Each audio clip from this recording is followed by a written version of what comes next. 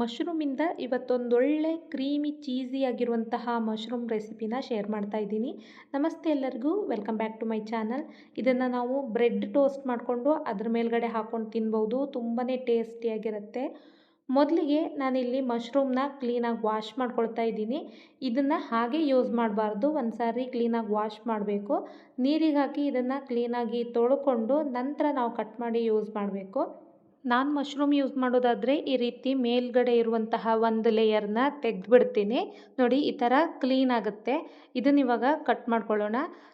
ಈ ರೀತಿ ತೊಟ್ಟಲ್ಲಿ ಸ್ವಲ್ಪ ಭಾಗ ಕಟ್ ಮಾಡಿಬಿಟ್ಟು ನಿಮ್ಗೆ ಯಾವ ಸೈಜ್ ಬೇಕೋ ಆ ಸೈಜಲ್ಲಿ ಕಟ್ ಮಾಡ್ಬೋದು.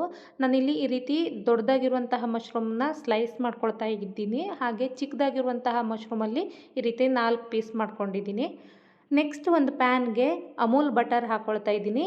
2 ಕ್ಯೂಬ್ ಬಟರ್ ಹಾಕಿದ್ದೀನಿ. ಇದನ್ನು ಕಂಪ್ಲೀಟಾಗಿ ಮೆಲ್ಟ್ ಆಗೋದಕ್ಕೆ ಬಿಡಬೇಕು. ಈ ರೀತಿ ಕಂಪ್ಲೀಟಾಗಿ ಮೆಲ್ಟ್ ಆದ ನಂತರ ಇದಕ್ಕೆ ಕಟ್ ಮಾಡಿರುವಂತಹ ಬೆಳ್ಳುಳ್ಳಿನ ಹಾಕ್ಕೊಂಡಿದ್ದೀನಿ. ಇದನ್ನು ಜಸ್ಟ್ 1 ನಿಮಿಷ ಚೆನ್ನಾಗಿ ಫ್ರೈ ಮಾಡ್ಕೋಬೇಕು. ನಂತರ ಕಟ್ ಮಾಡಿರುವಂತಹ ಕ್ಯಾಪ್ಸಿಕಮ್ ಹಾಗೆ ಚಿಕ್ಕದಾಗಿ ಕಟ್ ಮಾಡಿರುವಂತಹ ಹಸಿಮೆಣಸಿನ್ಕಾಯಿ ಹಾಕಿದ್ದೀನಿ. ಇದನ್ನು ಸಹ ಚೆನ್ನಾಗಿ ಫ್ರೈ ಮಾಡ್ಕೋಬೇಕು. ಬಟರ್ ಹಾಕಿದರೆ ಟೇಸ್ಟ್ ತುಂಬಾ ಚೆನ್ನಾಗಿರುತ್ತೆ. ಬಟರ್ ಇಲ್ಲ ಅಂತ ಹೇಳಿದ್ರೆ ಎಣ್ಣೆ ಕೂಡ ಯೂಸ್ ಮಾಡ್ಬೋದು.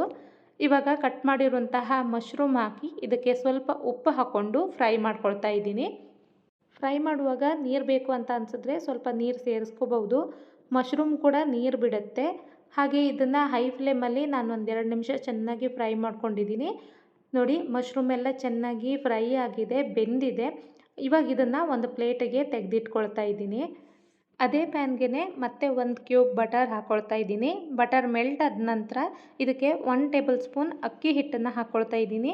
ಅಕ್ಕಿ ಹಿಟ್ಟು ಅಥವಾ ಮೈದಾ ಹಿಟ್ಟು ಯಾವ್ದು ಬೇಕಿದ್ರೂ ಯೂಸ್ ಮಾಡ್ಬೋದು. ನೋಡಿ, ಇದನ್ನು ಬಟರಲ್ಲಿ ಚೆನ್ನಾಗಿ ಈ ರೀತಿ ಮಿಕ್ಸ್ ಮಾಡ್ಕೋಬೇಕು. ನಂತರ ಸ್ವಲ್ಪ ಸ್ವಲ್ಪ ಹಾಲನ್ನು ಸೇರಿಸ್ಕೋಬೇಕು. ಒಂದೇ ಸಾರಿ ಪೂರ್ತಿ ಹಾಲು ಸೇರಿಸ್ಕೋಬೇಡಿ. ಈ ರೀತಿ ಸ್ವಲ್ಪ ಸ್ವಲ್ಪ ಹಾಕ್ಕೊಂಡು ಗ್ಯಾಸನ್ನು ಲೋ ಹೀಟಲ್ಲಿ ಇಟ್ಕೊಂಡು ಮಿಕ್ಸ್ ಮಾಡ್ತಾ ಇರಿ. ನಾವು ಪಾಸ್ತಾ ಎಲ್ಲ ಮಾಡಬೇಕಾದ್ರೆ ಯಾವ ರೀತಿ ಸಾಸ್ ರೆಡಿ ಮಾಡ್ಕೊಳ್ತೀವಿ ಅದೇ ಥರ ವೈಟ್ ಸಾಸ್ನ ರೆಡಿ ಮಾಡ್ಕೋಬೇಕು. ಪೂರ್ತಿಯಾಗಿ ಹಾಲನ್ನು ಹಾಕ್ಕೊಂಡು ಮಿಕ್ಸ್ ಮಾಡ್ಕೊಂಡಿದ್ದೀನಿ. ಇವಾಗ ಇದಕ್ಕೆ ಚಿಲ್ಲಿ ಫ್ಲೇಕ್ಸ್ ಹಾಕ್ಕೊಳ್ತಾ ಇದ್ದೀನಿ. ಹಾಗೆ ಸ್ವಲ್ಪ ಆರಿಗ್ಯಾನೋ ಹಾಕ್ಕೊಳ್ತಾ ಇದ್ದೀನಿ. ಇಲ್ಲ ಅಂತ ಹೇಳಿದ್ರೆ ಸ್ಕಿಪ್ ಮಾಡ್ಬೋದು. ನಂತರ ಇದಕ್ಕೆ ಸ್ವಲ್ಪ ಚೀಸ್ ಹಾಕ್ಕೊಳ್ತಾ ಇದ್ದೀನಿ. ಚೀಸೆಲ್ಲ ಕಂಪ್ಲೀಟಾಗಿ ಮೆಲ್ಟಾಗಿ ಸಾಸ್ ಸ್ವಲ್ಪ ತಿಕ್ಕಾಗುತ್ತೆ, ಕ್ರೀಮಿ ಆಗುತ್ತೆ. ಅಲ್ಲಿ ತನಕ ಇದನ್ನು ಈ ರೀತಿ ಕೈ ಆಡಿಸ್ತಾ ಇರಬೇಕು. ನೋಡಿ, ಚೀಸ್ ಎಲ್ಲ ಮೆಲ್ಟಾಗಿ ತುಂಬಾ ಕ್ರೀಮಿಯಾಗಿದೆ. ಇವಾಗ ಇದಕ್ಕೆ ನಾವು ಫ್ರೈ ಮಾಡಿ ಇಟ್ಟಿರುವಂತಹ ಮಶ್ರೂಮ್ ಸೇರಿಸ್ಕೊಳ್ತಾ ಇದ್ದೀನಿ.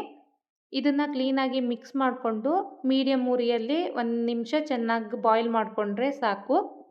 ಕ್ರೀಮ್ ಜೊತೆಗೆ ಮಶ್ರೂಮ್ ಎಲ್ಲ ಚೆನ್ನಾಗಿ ಹೊಂದ್ಕೋಬೇಕು. ಹಾಗೆ ಮಶ್ರೂಮಲ್ಲಿರುವಂತಹ ನೀರಿನ ಅಂಶ ಎಲ್ಲ ಹೋಗಿ ಕ್ರೀಮ್ ಇನ್ನೂ ತಿಕ್ಕಾಗತ್ತೆ. ನೋಡ್ತಾ ಇರ್ಬೋದು, 1-2 ನಿಮಿಷ ಚೆನ್ನಾಗಿ ಬಾಯ್ಲ್ ಮಾಡಿದ ನಂತರ ಈ ಥರ ಕಾಣಿಸ್ತಾ ಇದೆ. ಇವಾಗ ಬಿಸಿ ಬಿಸಿಯಾಗಿರುವಂತಹ ಕ್ರೀಮಿ ಚೀಸಿ ಮಶ್ರೂಮ್ ರೆಡಿಯಾಗಿದೆ. ಇದನ್ನು ಒಂದು ಪ್ಲೇಟಿಗೆ ಸರ್ವ್ ಮಾಡ್ತಾ ಇದ್ದೀನಿ. ಒಂದು ಬ್ರೆಡ್ಡನ್ನು ಟೋಸ್ಟ್ ಮಾಡಿಬಿಟ್ಟು ಅದ್ರ ಮೇಲ್ಗಡೆ ಈ ಚೀಸಿ ಮಶ್ರೂಮನ್ನು ಹಾಕ್ಕೊಂಡು ತಿಂದರೆ ತುಂಬಾ ಚೆನ್ನಾಗಿರುತ್ತೆ. ಬ್ರೆಡ್ ಇಲ್ಲ ಅಂತ ಹೇಳಿದ್ರೆ ಇದನ್ನು ಹಾಗೆ ಕೂಡ ತಿನ್ಬೋದು. ತುಂಬಾ ಟೇಸ್ಟಿಯಾಗಿರುತ್ತೆ. ಈ ರೆಸಿಪಿ ನಿಮ್ಗೆ ಇಷ್ಟ ಆದರೆ ಖಂಡಿತ ಮನೆಯಲ್ಲಿ ಟ್ರೈ ಮಾಡಿ. ಎಲ್ರಿಗೂ ಕೂಡ ತುಂಬ ಇಷ್ಟ ಆಗುತ್ತೆ. ಹಾಗೆ ರೆಸಿಪಿ ಹೇಗಾಗಿದೆ ಅಂತ ಕಮೆಂಟ್ ಮಾಡಿ ತಿಳಿಸಿ. Thanks for watching.